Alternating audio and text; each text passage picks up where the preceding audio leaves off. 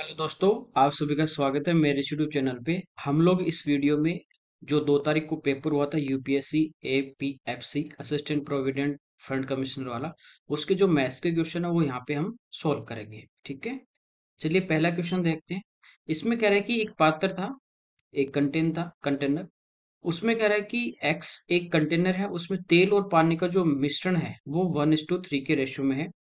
जबकि पात्र वाई में तेल और पानी का जो मिश्रण है, एक दूसरा कंटेनर वाई है और उसमें जो रेशियो है ऑयल एंड वाटर का वो 2:3 के रेशियो में। कह रहा है कि कंटेनर एक्स में से 2 लीटर लेना है और वाई में से 5 लीटर लेके इनको एक जेड तीसरे कंटेनर में मिला देंगे, जिसमें पहले से 1 लीटर शुद्ध तेल एक साथ मिलाए जाएं तो पात्र जेड में कितना प्रतिशत तेल होगा। तो पहले हम टोटल देख लेते हैं, टोटल क्वांटिटी कितनी है, उसमें से ऑयल कितना होगा वो हमारा परसेंटेज निकाल लेंगे। तो यहाँ पे देखिए पहले में 1 और 3 के रेशियो में है ऑयल एंड वाटर, और टोटल कितना लेना पहले का 2 लीटर। तो 2 को हम 1 और 3 के रेशियो में बांटेंगे, यानी टोटल 1 और 3 4, तो 4 से डिवाइड कर दीजिए 1/2। तो यहाँ पे हो जाएगा 0.5, तो इसमें ऑयल होगा 0.5 लीटर, और बचा हुआ जो है 1.5 वो क्या होगा, पानी। सेकंड की यदि अपन बात करें वाई की, इसमें कह रहा है 5 लीटर लेना है, और ये 2 और 3 के रेशियो में होगा, यानी 2 लीटर ये होगा 3 ये होगा। तो 2 लीटर ऑयल होगा और 3 लीटर वाटर होगा। अब इनको किस में मिलाना है, एक जेड में मिलाना है। ठीक है, जिसमें कह रहा है कि पहले से क्या है, उसमें 1 लीटर शुद्ध तेल है, 1 लीटर ऑयल पहले से है। अब देखिए यहाँ पे टोटल ऑयल कितना हो जाएगा अपने पास, एक्स और वाई से 2.5 और एक इसमें पहले से है, तो टोटल आ गया जेड में। पानी की बात करें तो टोटल कितना, 4.5। यहाँ पे देखिए 3.5 है और 4.5 है, तो टोटल हो गया जेड के अंदर 8 लीटर। जो कंटेनर जेड होगा उसमें टोटल जो मिक्सचर होगा वो होगा 8 लीटर। उसमें से हमें पूछा है ऑयल का परसेंटेज। ठीक है, तो ऑयल कितना है, 3.5 लीटर है, कितने में, 8 में, इंटू 100। तो ये पॉइंट हटेगा, एक जीरो हट जाएगी। 2 से काटेंगे 5 बार, 2 से कटेगा 4 बार। यहाँ पे देखिए इनको मल्टीप्लाई कर देंगे तो ये हमारे पास आ गया 175/4। 4 से डिवाइड कर देंगे तो 4 टाइम 16, एंड 15 से कितने बार होगा 4 से डिवाइड, 3 बार। 12 बचे 3, तो 7 बार जाएगा, फिर 5 बार। तो ओनली जो ऑयल होगा जेट में वो होगा 43.75%। ठीक है, तो ये इसका आंसर होगा सी आपका। अगला देखिए, यहाँ पे दिया था कि 12 इंच त्रिज्या, रेडियस है वो है 12 इंच, और 4 इंच जो है वो उसकी मोटाई है किसी ठोस वर्ताकार धात्विक चक्रिका को पिघला के। देखिए जैसे अपने पास सीढ़ी होती है, एक के ऊपर अपन बहुत सारी सीढ़ियां रख देंगे, तो रेडियस यानी वो हो गया, और खूब सारी इतनी सारी यदि आपके पास सीढ़ी एक के ऊपर एक रखी, तो ये हमारे पास क्या हो जाएगी, हाइट हो जाएगी ये वाली। ठीक है, तो मोटाई मतलब ये इसकी क्या है, हाइट है, और ये इसकी रेडियस है। तो ये क्या बनेगा, सिलेंडर बनेगा, बेलन। और उसका जो आयतन होता है वो होता है πr²h। और आपको मैंने बताया जब भी मेल्ट करके एक से दूसरे शेप में बना रहा है तो हमेशा आपका वॉल्यूम इक्वल रहेगा। तो यहाँ पे देखिए पाई की जो वैल्यू है 22/7, आर हमारे पास है 12, इंटू हाइट इसकी दी है 4, और इससे क्या बना रहा है, एक और दूसरी डिस्क बना रहा है, तो उसका भी वॉल्यूम इसके इक्वल होगा क्योंकि इसी से बना रहा है। तो ये होगा πr², वो है यहाँ पे R16, और उसकी लंबाई जो है, मोटाई यानी लंबाई हाइट, वो हमें पूछी है। तो ये हमारा कैंसिल हो गया, 4 से 4 बार, फिर 4 से 3 बार, फिर ये 4 से कटेगा 3 बार, और ये 4 से 4 बार। इधर अपने पास देखिए एच है, और ये 4 इधर अपॉन में आएगा, तो 3 × 3 कितना हो गया, 9। 9/4, ये हमारे पास इसकी क्या आ जाएगी, मोटाई आ जाएगी। तो डिवाइड करेंगे, 2 टाइम डिवाइड होगा 8, फिर 2 बार, और फिर 5 बार, तो 2.25 ये हमारा इसका आंसर होगा। ठीक है, अगला देखिए, यहाँ पे दिया कि अष्टाधारी संख्या है 473, ऑक्टल में दिया है और इसको बाइनरी में चेंज करना है। ठीक है, 4 होता है वो बाइनरी में होता है 100, 7 होता है वो होता है 111, और 3 जो होता है वो होता है 011। ये इसका आंसर होगा। आप इसको ऑप्शन से भी कर सकते थे, कैसे, जैसे 3 जो होता है ना, इसको लिखते हैं 011। तो आपको बताया था कि यहाँ से चलना अपने को राइट से लेफ्ट की तरफ, पहले वाले पेपर ईपीएफओ में आपको बताया था मैंने।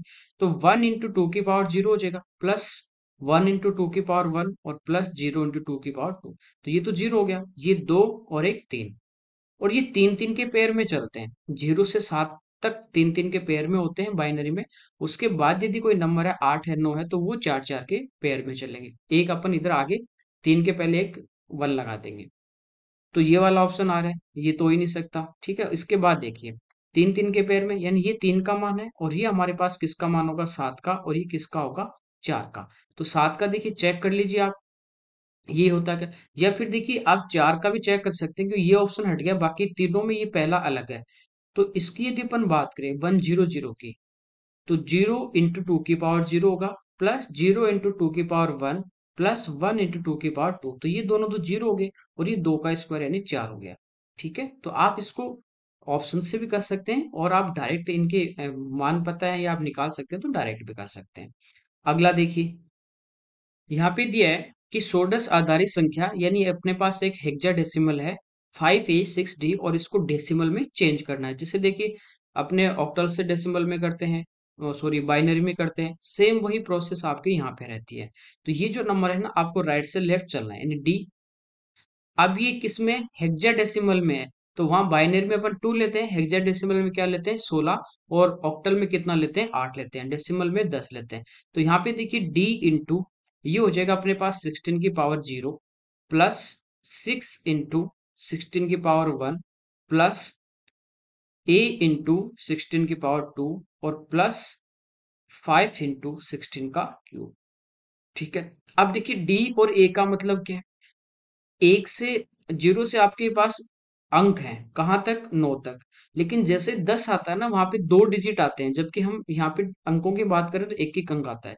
तो जैसे होता क्या है कि हेक्साडेसिमल में क्या होता है, जैसे 10 आता है ना तो इसको ए बोल दिया जाता है। ठीक है, एबीसीडी में चलते हैं, 11 आएगा तो बी लिख देते हैं, 12 सी, 13 डी, ऐसे लिखा जाता है। तो यहाँ पे डी है इसका मतलब है 13। ठीक है, ए है उसका मतलब क्या है, ए का मतलब है 10, तो इसका मतलब यहाँ पे 10। बस इसको सोल्व करना है। तो ये 16 की पावर 0, यानी किसी की पावर 0 1 होता है, तो 13 × 1, ये तो आ गया 13, प्लस 16 × 6 96, प्लस 16 का स्क्वायर और गुना 10 यानी 256, और एक जीरो चिपका देंगे 2560, प्लस 16 का क्यूब है, ये होता है 4096, और इसको इंटू किससे कर देंगे 5 से। ठीक है, ये हमारा इसका आ जाएगा 30, 45 3 48 और 20। अब इन सबको हम ऐड कर लेंगे। ठीक है, ये इसका आंसर होगा। तो यूनिट डिजिट की अपन बात करें तो 3 और 6 यानी कितना आ जाएगा 9। तो वो दो ऑप्शन में है। चलिए आगे चेक करें, 8 और 6 14, 9 23 और एक 24, ये भी सेम आ रहा है। 2 4 और 2 6, 6 5 11, फिर 1, 2 और 1 3 और लास्ट में 2। तो इसका आंसर आएगा 23,149, ये आपका इसका आंसर होगा। जैसे बाइनरी में कन्वर्ट कर रहे थे अपन, वहां पे बेस 2 ले रहे थे, 2 की पावर 0 से स्टार्ट कर रहे थे। यहाँ पे हेक्साडेसिमल में है तो 16 से लेना आप। ठीक है, अगला देखिए, कोई रेलगाड़ी विश्राम स्थिति से एक समान त्वरण से चल के 5 मिनट में 108 किलोमीटर पर आवर की चाल प्राप्त कर लेती है। कह रहा है इस चाल में प्राप्त करने में उसके द्वारा तय की गई दूरी, यानी डिस्टेंस अपने को यहाँ पे निकालनी है। और डिस्टेंस क्या होती है, स्पीड इंटू टाइम। अब देखिए ऑप्शन आपको जो डिस्टेंस दी वो मीटर में दी है, समय मिनट में है, ये किलोमीटर पर आवर में है, तो यूनिट चेंज कर लेंगे। स्पीड 108 है, इसको 5/18 से इंटू करते हैं तो ये आता है मीटर पर सेकेंड में। समय यहाँ पे मिनट में है, इसको सेकेंड में चेंज करेंगे तो 1 मिनट में 60 सेकेंड, 60 से गुणा कर देंगे। अब इसको सिंप्लीफाई कर लेते हैं, 18 से कट रहा है 6 बार, 6 पंजो 30 और 6 पंजो 30, तो ये हमारे पास आ जाएगा 9000 मीटर। अगला देखिए, कह रहा है पी क्यू आर एस और टी 5 मित्र है, 5 फ्रेंड है। पी क्यू आर और एस के जो भार है उनका जो माध्य है, उनका जो मीन है, एवरेज जो है वो कितना 50 kg है। जबकि क्यू आर एस और टी के भारों का जो माध्य है, मीन जो है वो 50 kg है। तो पूछा कि कौन सा स्टेटमेंट यहाँ पे सही होगा। देखिए चारों का टोटल अपने को दिया गया है 50 kg, तो इसको 4 से गुणा कर देंगे तो इनका टोटल आ जाएगा किसका, P plus Q plus R plus S, ये आ गया 200। इनका भी 50 ही है तो इनको 4 से गुणा करेंगे 50 को, तो ये भी 200 आएगा। ये किसका आएगा, Q plus R plus S plus T, ये हमारे पास कितना चारों का 200 है। ठीक है, अब देखिए इनको अपन माइनस कर दें तो ये इक्वेशन माइनस करेंगे तो सारे माइनस के क्यू आर एस कट जाएंगे, हमारे पास आएगा relation P minus T equal to 200 minus 200 यानी 0। तो टी आगे आ जाएगा, इसका मतलब पी बराबर क्या आ गया, टी। यानी पी और टी का जो वेट है वो आपस में क्या है, बराबर। ये तो आ गया। पहला कह रहा है कि टी का जो वेट है वो 50 kg है। ये हम नहीं कह सकते इन स्टेटमेंट से कि टी का वजन 50 है, हो सकता है टी का वजन 25 हो। इक्वल कह सकते हैं कि दोनों का वेट इक्वल है। तो इसका आंसर आएगा ओनली 2। ठीक है, अगला देखिए। किसी मीनार की शिखर का, एक अपने पास ये मीनार है, टावर है, 10 मीटर ऊंचे भवन की शिखर और तल से उन्नयन कोण, एक यहाँ पे एक अपने को भवन दिया गया है, ठीक है, बिल्डिंग दी गई यहाँ पे, जिसकी हाइट कितनी है, 10 मीटर। तो कह रहा है कि भवन के, ये जो बिल्डिंग है इसके टॉप, एक तो टॉप से और एक बॉटम से, यहाँ पे इसके टॉप के, इसके टॉप का और इसके टॉप का जो एलिवेशन एंगल है, नीचे से जब ऊपर की तरफ देखते हैं तो बनता है एलिवेशन एंगल, उन्नयन कोण। ये दिया गया है 30 डिग्री। और इस जो मीनार है, इसके टॉप का इस बिल्डिंग के बॉटम से ये जो एलिवेशन एंगल है ये हमें दिया गया है 45 डिग्री। पूछा है मीनार की ऊंचाई लगभग क्या है, ये हमें हाइट इसकी निकाल। ठीक है, अब देखिए आप इसकी हाइट h मान लो, या ये 10 है तो यहां तक ये भी कितनी हो जाएगी, 10 हो जाएगी, कोई दिक्कत नहीं। अब देखिए, यदि ये वाली जो बची हुई है ये मैंने मान ली कितनी है, x। तो आपको पता है कि ये जो ट्राइंगल है अपने पास ए बी और सी, ये वाला ट्राइंगल, इसमें ये 45 है तो ये भी 45 हो, ये 90 है। तो इसके सामने यदि 10 प्लस एक्स है तो ये भी कितनी होगी, 10 प्लस एक्स होगी, कोई दिक्कत नहीं। अब देखिए, ये जो अपने पास है ये भी 10 प्लस एक्स होगी, या इधर से देखें ये एक्स है और 30 के पास वाला आपको पता है बड़ी भुजा होती है, इसके लिए हम √3 से मल्टीप्लाई करते हैं, ये √3x होता है। बाकी आप टेन थीटा लगा दीजिए, टेन 30 बराबर क्या होगा, परपेंडिकुलर अपॉन बेस, वहां से ये आ जाता है। तो हम इनको इक्वल कर दें, 10 plus X equal to √3x। X आगे जाके माइनस हो जाएगा, ठीक है, तो एक्स में कॉमन लूंगा तो ये बचेगा √3 - 1। एक्स की हमें वैल्यू निकालनी है, तो ये कितनी आ जाएगी, 10/√3 - 1। अब नीचे रूट में आ जाए तो आपको पढ़ाया था कि परमेकरण करते हैं, रेशनलाइजेशन करते हैं, यानी अपोजिट साइन से ऊपर नीचे मल्टीप्लाई कर देते हैं। तो नीचे अपने पास बनता है a+b × a - b, यानी a² - b² का फॉर्मूला। तो 3 में से 1 गया 2, और 2 से कट जाएगा कितनी बार, 5 बार।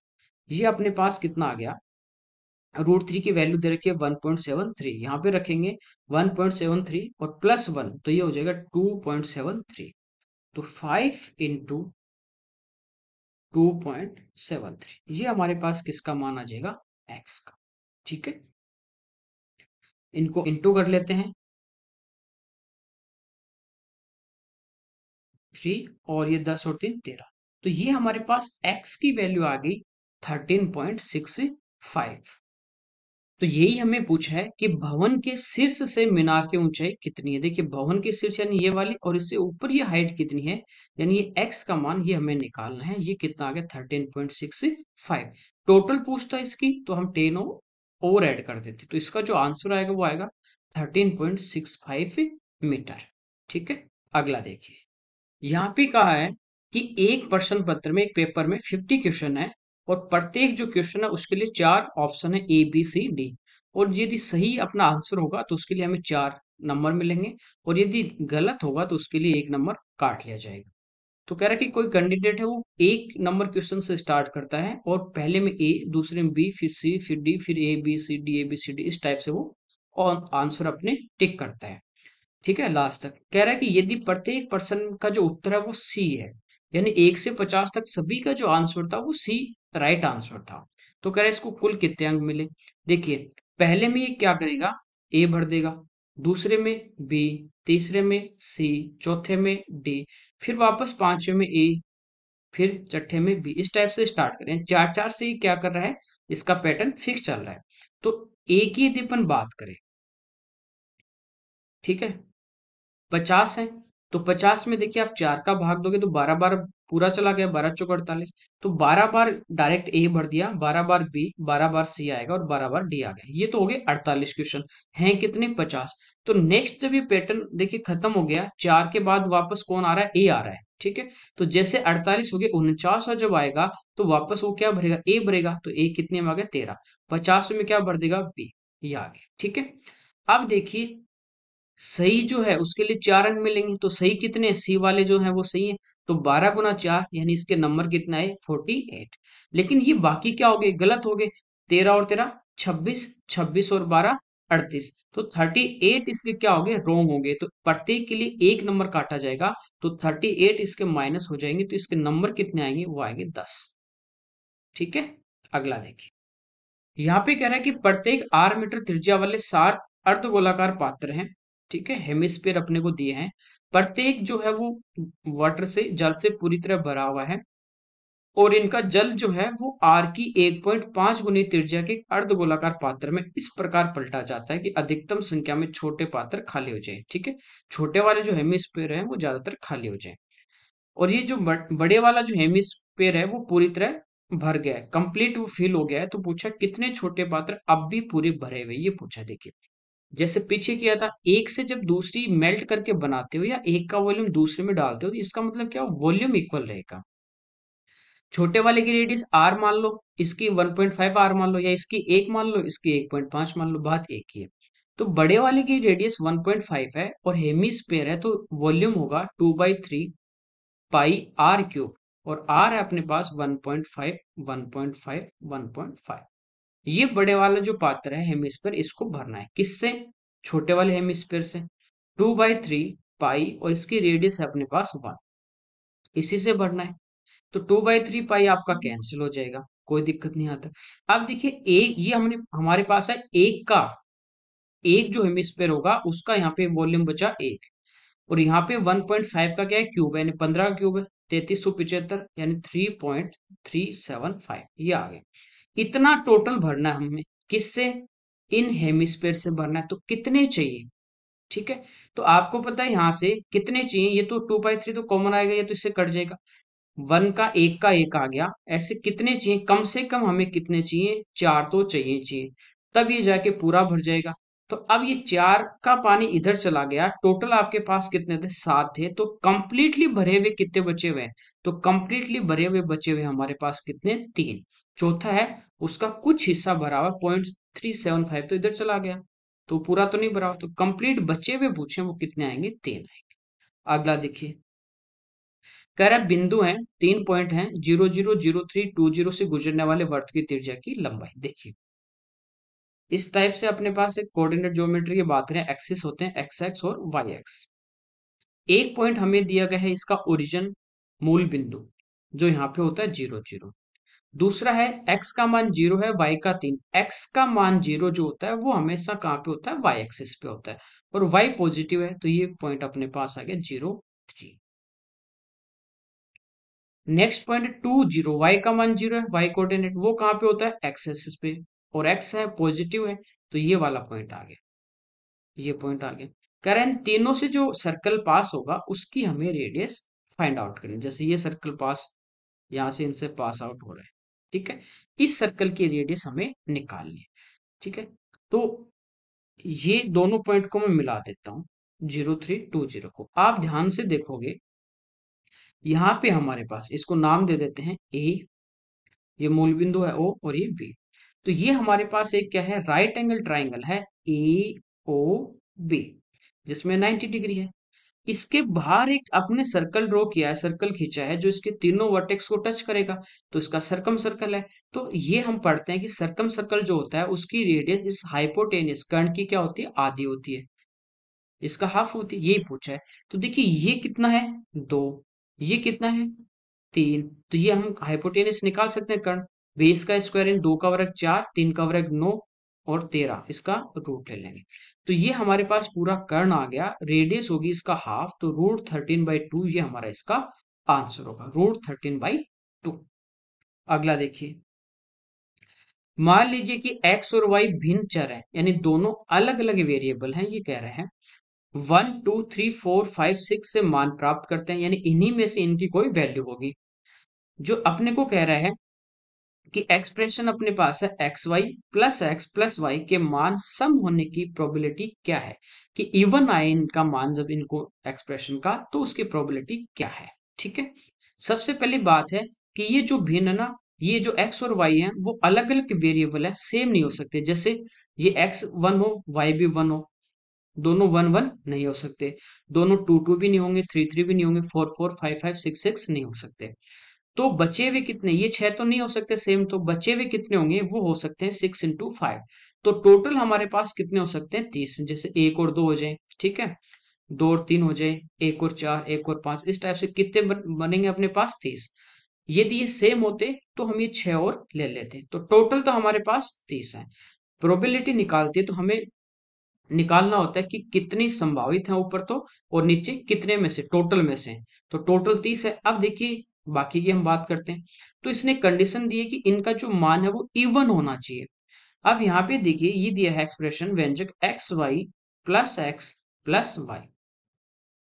यहाँ पे यदि इवन नंबर कब आएगा, उस पे अपन बात कर लें। इवन नंबर कब आएगा, यदि आप ओड लेते हो, विषम लेते हो, जैसे ये 1 ले लिया, ठीक है, अलग अलग ही होंगे, सेम तो नहीं होंगे। ये 3 ले लिया, तो 1 × 3 3 होगा, और ये 1 और 3, 3 और 1 4 और 3 7। तो जब आपके दोनों ओड होंगे, दोनों जो वेरिएबल हैं, बोथ वेरिएबल क्या है आपके पास, ओड है, तो ये जो एक्सप्रेशन है इसका मान भी क्या आएगा, ओड आएगा। ठीक है, दूसरा, एक मैंने ओड ले लिया 1, एक मैंने इवन ले लिया 2, तो 1 + 2, तो 3 और 2 5। यदि एक अपने पास ओड होगा और दूसरा अपने पास इवन होगा, तब भी इसका मान क्या आएगा, ओड आएगा, जबकि मान क्या चाहिए, सम। तीसरी कंडीशन है कि दोनों इवन हो, जैसे ये 2 हो, ये 4 हो। अब देखिए 6 और ये 8, 14 आ गया, इवन आ रहा है। तो इवन कब आएगा, सबसे पहली बात ये है, इवन तभी आएगा जब x और y दोनों क्या होंगे, इवन होंगे। ठीक है, अब दोनों इवन कब होंगे, जैसे x है वो 2 हो, y है वो हमारे पास हो 4, और तो लेनी नहीं हमें, ये मैं हटा दूं। 2 4 और 6, 3 नंबर बचे। और क्या हो सकता है पैटर्न, ये 2 हो, ये 6 हो। दूसरा, पहला x 4 हो, ये 2 हो, या x 6 हो, y 2 हो। 4 तो ये पॉसिबल है। इसके बाद क्या बचा, इसके बाद कि x 4 हो और ये 6 हो, या x 6 हो और y 4 हो। इनके अलावा कोई पैटर्न नहीं बन रहा। तो टोटल कितने बन सकते हैं, 6। कितने में से, 30 में से। तो प्रोबेबिलिटी हमारे पास क्या आ जाएगी, 1/5। तो 1/5 डी इसका आंसर है। ओके, अगला देखिए। इसमें कह रहा है कि मान लीजिए ए और बी वो दोनों जीरो से क्या है, बड़े हैं, तो पॉजिटिव होंगे दोनों। समीकरण दिया है अपने को, ये x² है, x² + ax + b = 0। और कह रहा है कि इनके जो वास्तविक मूल हैं, रियल जो रूट हैं, वो अल्फा और बीटा हैं। तो हमें पूछा है कि इनमें से सही कौन सा होगा। देखिए, क्वाड्रेटिक इक्वेशन हमारे पास होती है ax² + bx + c = 0। आपको पता होगा कि इसके मूल यदि अल्फा और बीटा हो, तो मूलों का योग सम ऑफ रूट्स ये होता है -b/a, और मूलों का गुणनफल प्रोडक्ट ऑफ रूट्स ये होता है c/a। ठीक है, a क्या होता है, जो x² का गुणांक है, और b x का गुणांक, और c कांस्टेंट। तो यहाँ पे देखिए अल्फा प्लस बीटा की यदि हम बात करें, तो -b/a, तो b की जगह a है, तो ये हो जाएगा -a। ठीक है, और a 1 है। मूलों का गुणनफल अल्फा इंटू बी ये होगा हमारे पास बी। ठीक है, अब इसकी यदि मैं बात करूं प्रोडक्ट की, तो आप ये देखिए अल्फा इंटू बी है, बीटा है वो बी आ रहा है, और बी क्या है, 0 से बड़ा है, यानी ये पॉजिटिव आ रहा है। इसको हम यूं लिख सकते हैं कि अल्फा इंटू बीटा >0। ये कब पॉसिबल होगा, जब अल्फा और बीटा दोनों 0 से बड़े हो, दोनों पॉजिटिव होंगे, इंटू करेंगे पॉजिटिव आएगा। या अल्फा और बीटा दोनों 0 से छोटे होंगे, दोनों 0 से छोटे होंगे, नेगेटिव होंगे, तो नेगेटिव इंटू नेगेटिव क्या बनेगा, पॉजिटिव बनेगा। तो यहां से हमारे पास इसकी 2 कंडीशन आती है, इसका ये मतलब है। अब इधर हम बात करें, तो ये आया कि अल्फा प्लस बीटा है, ये किसके इक्वल है, -a, और a है ये 0 से बड़ा है, तो -a आपका क्या है, 0 से छोटा है। तो ये अल्फा प्लस बीटा जो होगा वो हमारे पास क्या है, 0 से लेस देन है, 0 से क्या है, दोनों छोटे हैं।